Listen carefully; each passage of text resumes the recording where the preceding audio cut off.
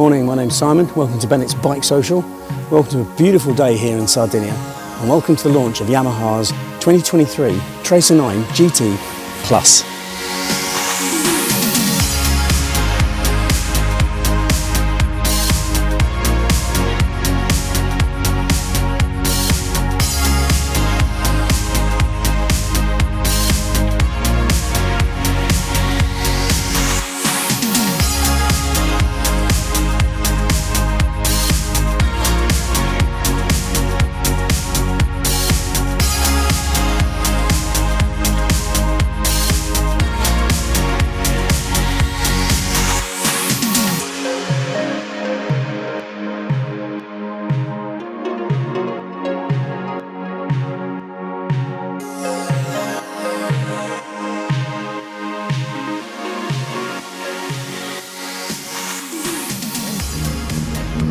Welcome to the first few miles on Yamaha's 2023 Tracer 9 GT Plus here in Sardinia.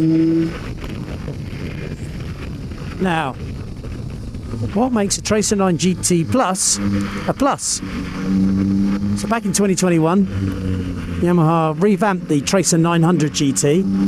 They long stroked the motor from 847cc to 890cc, got more power, up to 117 brake horsepower from 113 at 10,000 RPM, got more torque, 69 pound-foot at 7,000 RPM instead of 65 pound-foot at 8,500 RPM, so it's more torque at lower RPM. They completely revised the chassis, had new frame, new suspension, new steering geometry, new weight distribution, much more conventional handling, in the sense it was more stable, it was just as agile, but it now kind of steered and felt and suspended more like a normal motorbike. And that bike came with absolutely everything. It came with cruise control, centre stand, up and down quickshifter, adjustable screen, fully adjustable riding position. You could adjust the pegs and the seat heights from 820 to 835mm. You could adjust the handlebars. Had a 12-volt socket. It had panniers. It had heated grips as standard, if I hadn't mentioned that already. A lot of stuff. And with that engine and that chassis and its semi-active suspension, of course, it was absolutely sublime. It was one of my favourite bikes of 2021. Now, there's a video elsewhere on Bennett's BikeSocial channel with myself and John Milbank waxing lyrical, because we both owned one for a year, talking about the pros and cons of the bike. And to be honest, it's mostly pros. The only sort of there are a couple of quibbles. One of them was the screen, which is a bit flimsy and caused a bit of turbulence for some people. Very much depended on your height, the wind direction when you were riding, and obviously the speed you were riding at. Some people found it intolerable. Most people were okay with it, and I was one of them, although I could see what people were complaining about. It was very flimsy. Yeah, so that bike still exists. You can still buy the Tracer 9 GT. It's £13,100, and it is as it was then, with a face only Mrs. Groucho Marx could love, with its horrible, well, some people thought they were horrible, twin dials, big nose in the middle, and it's very, very awkward and fiddly little scroll wheel for finding the right settings. And you can still get it, £13,100. This is the Tracer 9 GT Plus. It's 14,900 and what, don't know, £10. It's about 1,800 quid more expensive. And so what makes a plus? A plus, this is the, oh, look at that view, isn't it lovely? And so what have we got? We have got this 7-inch TFT dash, which is bright and colourful. And it's customisable to a degree. There's 3 different screens, but they've all got this big central circular dial, so they're not that different. Plenty of information, all the trip stuff going on, and you now have sort of they've aggregated all the semi-active suspension and traction control settings into various modes. So you have a sport mode and a street mode and a rain mode. Just waiting for everyone to catch up here. And also they've lost the little scroll wheel, so now we have this little joystick over here for sorting out our settings. You can still go in and individually tailor it if you wish to set your own traction control settings up, your own anti-wheelie settings. It's fairly comprehensive. And apart from that, the GT Plus is pretty much the same engine, same riding position, same chassis. Hi fella. So we have a new screen. We still have the same actual screen, windscreen, for better or for worse. The seat is slightly different. Oh, I think we've got to slow down a bit because someone's U-turning in front of us. Nicely done. We still have the same, we have a different seat. It's a different material and it's slightly slimmer for an easier standover. Bring the grab. There's a lot of people U-turning here. Holy moly. And do you know what? It feels a bit firmer, to be perfectly honest. But it's the same seat height. Again, adjustable 820 to 835 millimeters. We do have some bikes here in Sardinia. I'm not surprised. Look at these roads.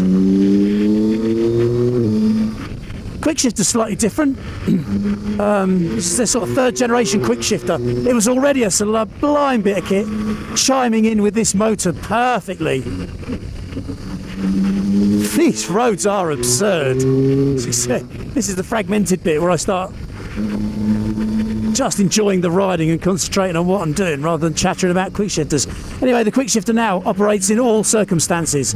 So should you, for example, find yourself braking and you want to change up, you can do it without using the clutch. It just works all the time. It's kind of seamless.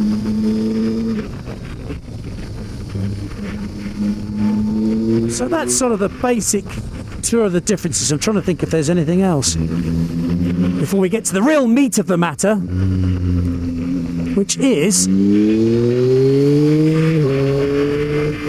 this bike's radar.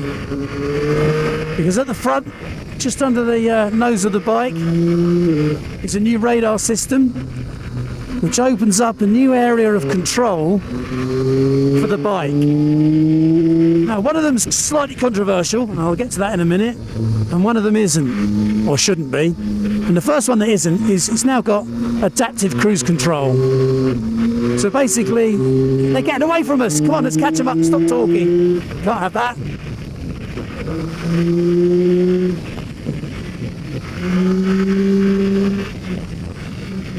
There we go, that's better. Come on, Si. Get your eye in, get on with it. Here we go. This engine, well, what can you say? Outstanding. Anyway, so let's get on with it. Yes, adaptive cruise control. As everyone knows, when you're riding on the motorway and you've got it on cruise control, you come up behind a slow-moving vehicle, you have to roll off cruise control with a bit of throttle, rolling the throttle forward, or a bit of clutch, a bit of brake. Wait for the vehicle to get out of the way, and then you can build back up the speed again. It's a first world problem, but it is a bit of a ball ache, especially on congested motorways. And what adaptive cruise control allows you to do is the radar looks ahead, and it has 4 distance settings on this bike, which you can set really easily with the headlight pass button. You can look ahead, and the bike will slow automatically. Woo! This is such a good chassis. What an outstanding machine. We spent all day yesterday riding on the Niken here in Sardinia with its twin front wheels. And it has so much grip, you sort of have to readjust a little bit to riding a conventional bike. But these Yamaha test riders are making it fairly easy to readjust fairly quickly. It's a learning curve. So yeah, radar adaptive cruise control. And what it does is it rolls off the throttle, obviously. It uses a bit of engine braking if needs be. And then it'll add up to 0.3 G physical braking to slow you down, which is not a great amount. And in practice, the system is really, really intuitive, easy to use. It's really thoughtless. It makes life on cruise control on the motorway so much more, I don't know, relaxing is probably the wrong word, but it does make it easier to live with. So that's the easy bit. Slightly more controversial bit is that we now have unified braking system. Because what the radar allows the bike to do, if it detects a potential collision, is augment your braking. Now, it's really important to say that It's only augmenting braking. If you are not braking, this bike will not brake for you. It is not a collision avoidance system, as Yamaha say, which in riding like this might be a bit of a shame, because I think I might need one.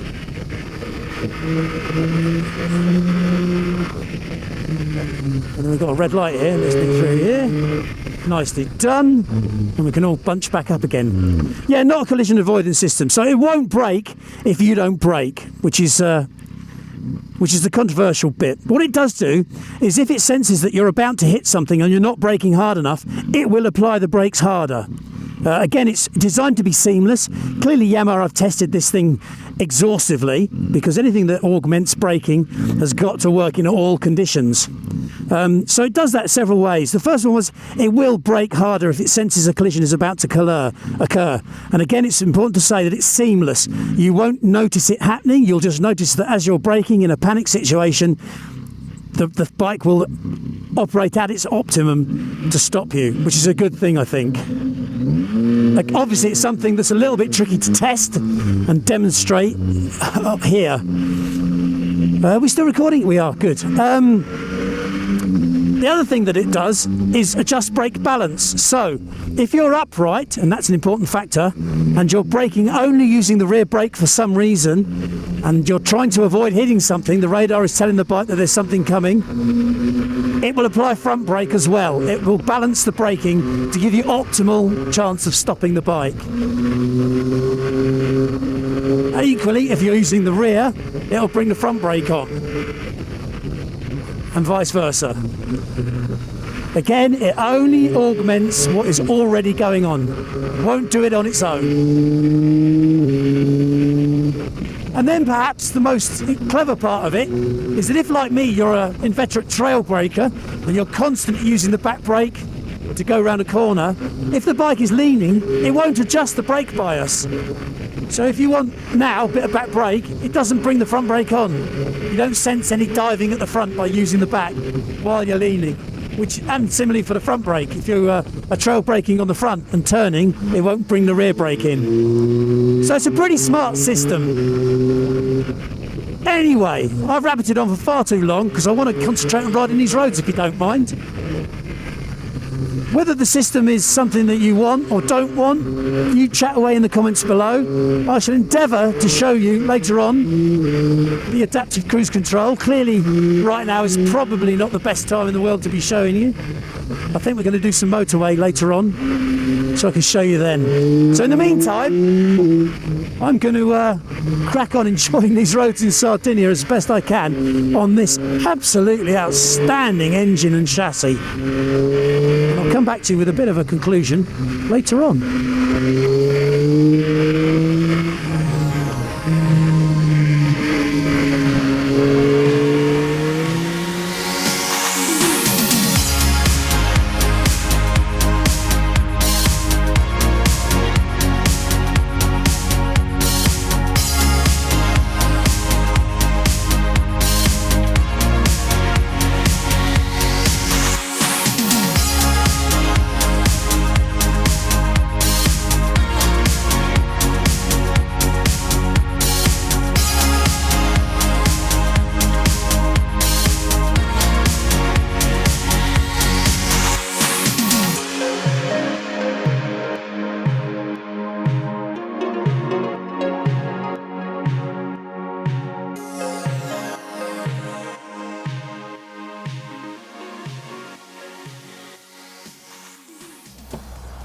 I've been doing this job for over 30 years. I've been very lucky to do that. I've been on a lot of launches in that time. My first Yamaha launch was in 1995 on the TDM 850, the second generation with a 270-degree crank. I've done a lot of launches in my time. And the problem is this, the problem is that motorbikes don't have a law of diminishing returns. You might have noticed, they just get better. And especially because they keep building new ones. And so there's new things to investigate and new ways to ride, new things to experience. So it's really hard to walk in front of a camera and be cynical and be downbeat and to be skeptical perhaps. Because bikes are brilliant, aren't they? We all know that. And who wants to watch me being miserable about a bike?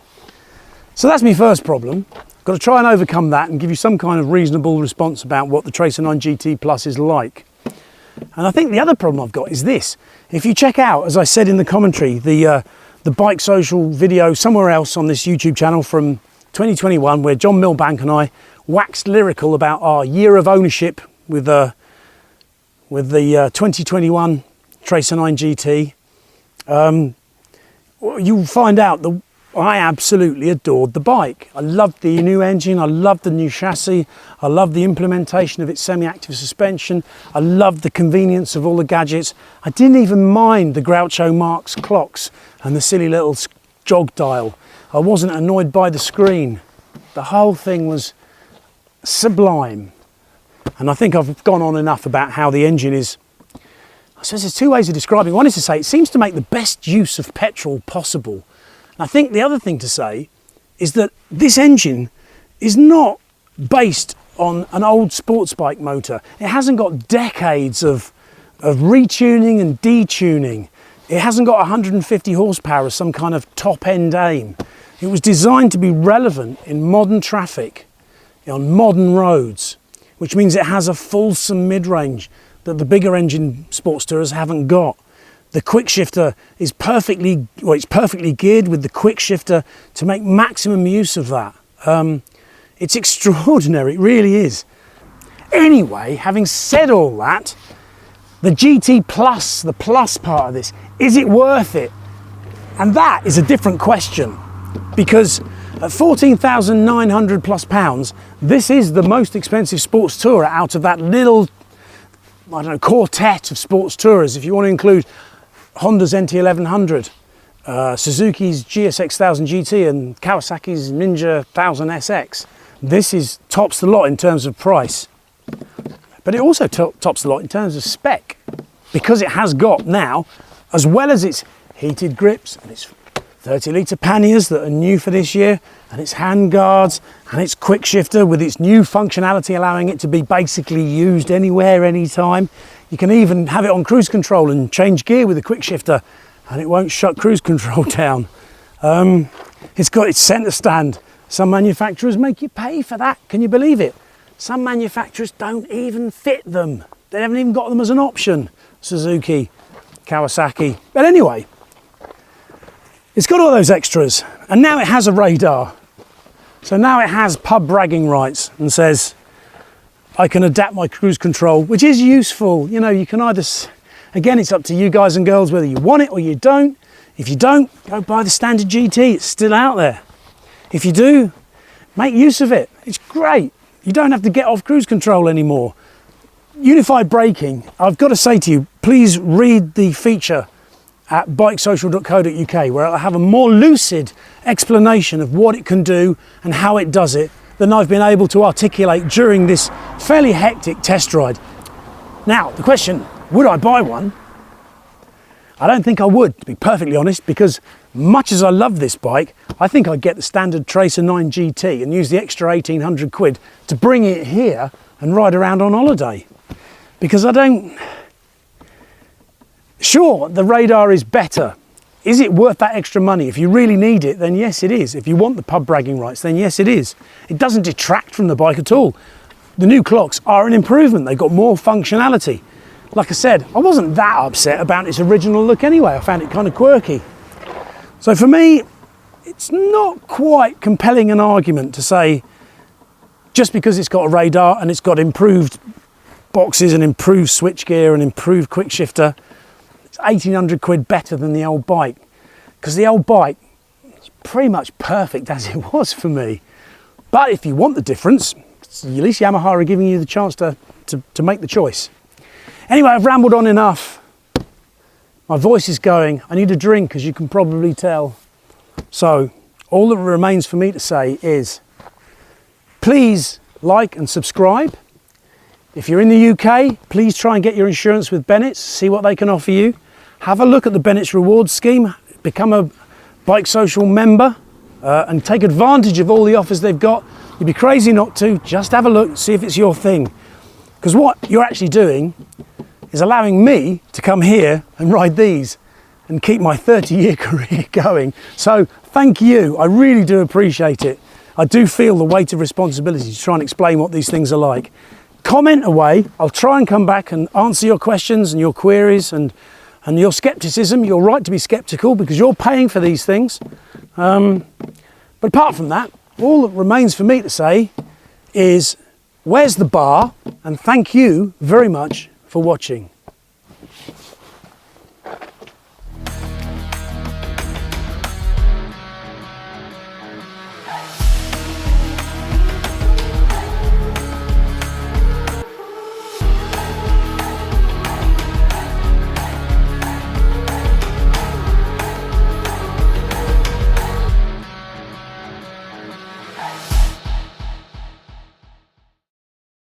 Indeed, as you approach a corner, not a sharp corner, but just a nice friendly bend, it will roll the throttle off. Flipping heck. Thanks, that was worth doing.